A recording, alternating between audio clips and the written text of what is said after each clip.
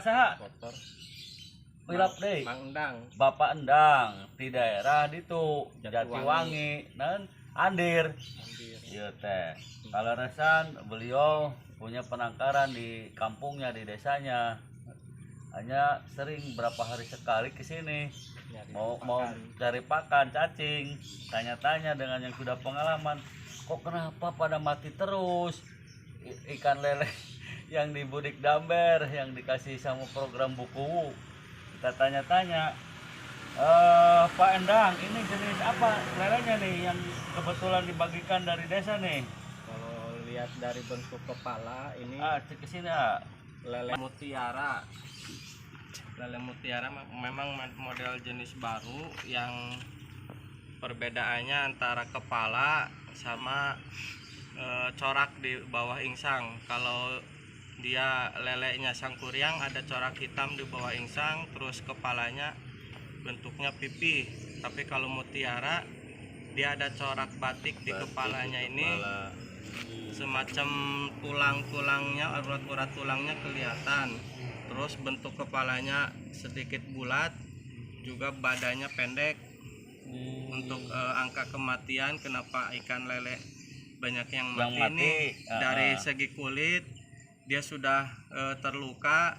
Ini biasanya kalau kulit sudah terluka seperti ini, dilihat ke kulitnya. merah-merah gini, mungkin dari pH airnya yang rendah. Jadi si kulit itu dia tidak tahan dengan gesekan-gesekan zat asam yang ada di air. Terus cara menanganinya, kalau sudah kulit merah gini dia dipisah, dikarantina dengan air garam. Kalau air garamnya itu sudah meresap ke kulit, dia sembuh, maka dia bisa sehat kembali. Dan angka kematian bisa berkurang kalau di kolamnya ditaburi air garam, atau dia dinaikkan pH-nya dengan daun pepaya digerus, terus dicampurkan pepaya apa bebas. Kalau bisa pepaya yang bunganya aja gedang gandul.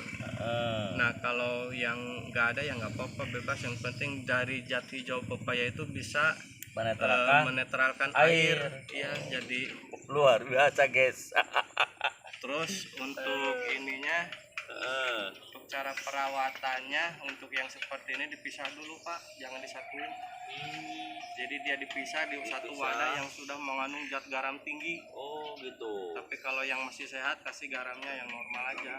Untuk ukuran yang tinggi, satu ember yang di program itu tuh Budik Damber, ukuran berapa? 40 atau 60 liter lah katakan. Berapa garam itu buat yang menyehatkan ini nih, yang untuk penyembuhan itu bisa 1 gelas garam. 1 gelas itu 200 ml garam itu untuk 1 ember ya. Untuk 60 ml. Tapi untuk sehari-hari yang normal itu paling yang 60 liter itu kisaran ya 1/4 gelas atau 50 gram aja gitu. Cukup 50 ml. Garamnya bukan garam dapur yang lembut. Garam krosok. Kalau di akuarium itu garam ikan namanya. Garam ikan atau garam yang biasa, yang kasar-kasar, yang besar tuh ya. Kan suka ada yang dijual-jual kiloan. Benar. Nah, itu garam krosok bisa dipakai, bahkan bagus buat ikan gitu. Kalau garam yang udah beriodium biasanya dia sudah mengandung zat kimia, jadi tetap efeknya tidak ada gitu.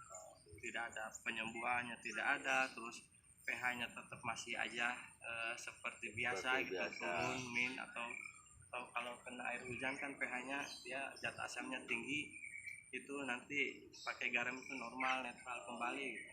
Selain itu untuk penetralan, fungsinya garam untuk menetralkan pH ya. pH ada lagi dari daun pepaya. Daun pepaya itu kan dia langsung ke tubuh. Nah kalau garam dia di air gitu fungsinya. Kalau daun pepaya dia kan kayak semacam dia ngemil ke makan. Nah tubuhnya juga langsung yang di otak ini, iya ada semacam penampung oksigen, dia normal kembali. Jadi ditumbuk-tumbuk, diremas-remas tuh berkasan daunnya juga masukin aja ini kan ke ember atau ke air ya. Nanti juga dia dimakanin. Kalau misalnya langsung satu daun itu kan lama prosesnya dia makannya. Nah, kalau ditumbuk dia langsung semacam bubur aja di instan gitu. Jadi dia lebih cepat penyembuhannya. Luar biasa guys, nih tip atau cara penyembuhan ikan lele kebetulan pada mati terus. Alhamdulillah nih ada solusi. Ternyata guys, ini sangat ditunjang oleh faktor pH ataupun air. Airnya normal sehat, pH-nya netral bagus, ikan lelenya pun akan sehat. Nah, terjadi seperti tidak sehat, dampak ke kulit bisa dilihat dari gejala kulit. Ya, betul Iya. seperti itu. Kulit merah Kulit atau merah, lecet lah. lecet. Kulit lecet itu Nah, pH berarti rendah. pH itu rendah, guys. Luar biasa. Terima kasih Pandang. Semoga bermanfaat untuk kami. Nanti di-share di grup. Ya, oke guys. Oke guys, Bapak Pandang terima kasih pada saat tadi paparan yang awal tentang penetralan pH air. Sekarang ada tip lagi ternyata guys, cara penyimpanan embernya guys. Gimana Ya. Pandang? Untuk ember karena dia bahannya dari Goreng plastik. kemeruntah. Bahannya dari plastik, jadi dia harus distabilkan dari panas. Kalau dia kena panas, maka zat plastik yang di dalam ember itu keluar bercampur dengan air, maka ikannya juga akan mabok lah. Kalau dibilang mabok mah akan mencapai angka kematian tinggi dari zat itu sendiri gitu. Oke, jadi syaratkan di yang Kalau diteduh-teduh bisa ya. di tempat yang teduh, atau enggak di pinggir embernya itu dikasih pepohonan atau Pepohonan. kembang-kembang kayak kangkung, kayak sayuran itu, biar panas ditahan sama sayuran itu. Oke. Jadi kalau terlalu panas, terus di dalam airnya juga kan airnya cepet panas kalau dari plastik. Oke guys. Ya makanya di sini di atasnya itu kangkung-kangkung, itu rimbun. Nanti Ya. tuh diharapkan udah pada jadi tuh. Bahkan kalau menurut saya di atas itu harusnya langsung kena sinar matahari. Oh, di atas tuh. Nah, kalau yang boleh mah yang di pinggir. Pinggir. Nah, kalau Oh. ikan biasanya tidak terkena matahari pun sama Kurang baik juga. kurang baik karena dia pertumbuhannya terhambat Oke lama guys. besarnya. Oke guys, di tengah lubang memang di Ada. tengah-tengah itu ada lubang. Iya. Nggak dikasih apa-apa. Itu maksudnya ya. Iya, yang penting Oke. jangan sampai terlalu panas. Kalau terlalu panas mungkin ya bisa mengandung itulah Keluar zat tadi teh melamin. melamin Iya. yang kimia, artinya nggak baik juga buat ikan tersebut. Biasanya kalau zat itu keingsang. Ke insang. Iya, insangnya merah, terluka, kayak ke kulit, kayak tadi gitu merah. Itu mungkin dari zat kimia itu sendiri. Oke guys, terima kasih tambahannya. Guys, pada kesempatan video kali ini kita mencoba solusi jalan keluar untuk upaya bagaimana ikan lele di dalam budidaya dalam ember ini tidak terus-terusan mati. Karena apa? Disinyalir ini di airnya harus benar-benar pH-nya harus benar-benar betul netral, guys. Untuk cara menetralkan ataupun memperbaiki kandungan di ini airnya, guys, ada dua cara. Satu dengan penggunaan daun pepaya yang digesak-gesak lalu diberikan, atau ini garam, guys. Ini garam, coba lihat. Ini garam, guys. Tuh, guys. Ini garam gosok ya kalau gini. Garam yang kristal, guys, yang besar-besar, guys. Nah, untuk ukuran air 50 atau 6 sampai 60 liter ini untuk pengobatan kita kasih satu takaran aqua gelas hingga 2 takaran, guys. Coba bantu deh. Ini angkat, tolong pegang dulu. Bawahnya. Udah nggak lama deh. Ini kasih garam 2 takar, guys.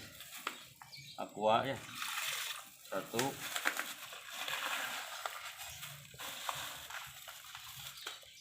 2. kita aduk guys, biar ini sedikit membaur. Perlu yang panjang guys. Nah, kita baurkan. Ini airnya udah beberapa hari sengaja guys, ada seminggunya air nih, untuk mencoba bagaimana enggak pada mati terus. Tutup lagi deh. Oke guys, sini terusin dek, sini dek, di kalian angkat deh. Ada lagi. Angkat belum, nanti kita pindahin. Ini nggak baik pada mati terus. Tahu di mana? Yang diterpal tuh guys, satu. Tahu di mana dia? Oh ya, biasa ada Bapak Endang, ahli penangkaran ikan lele. Kemarin dia menyarankan seperti itu. Karena apa guys? Karena di pengaruh airnya harus benar-benar bagus. Jadi biarpun bening, kalau airnya kurang bagus, dari pH-nya katanya tidak mengandung oksigen. Udah satu atau dua? Ngobrol terus. Dua. Udah dua. Tutup kalau udah dua. Angkat satu lagi guys.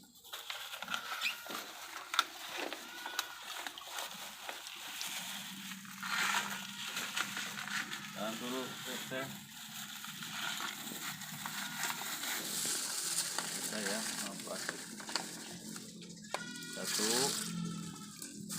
satu lagi guys.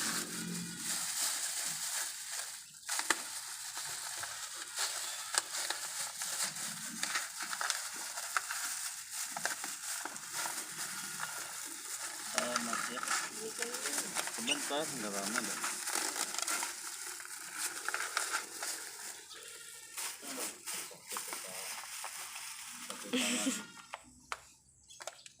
Tampok tuh. Nah, dimasukin lagi. Guys, kangkungnya udah pada tinggi guys. Oke, terima kasih guys. Mudah-mudahan bisa bermanfaat tip bagaimana upaya menetralkan air supaya disukai oleh ikan. Dan udah gejala kulitnya merah-merah itu udah kurang sehat. Nantinya akan mati ikan lelenya ya. Karena apa? Jenis ikan mutiara ini sangat tidak kuat untuk beradaptasi, untuk bagaimana kalau cuaca jelek. Beda lagi dengan jenis sangkuriang agak tahan. Oke guys, terima kasih guys.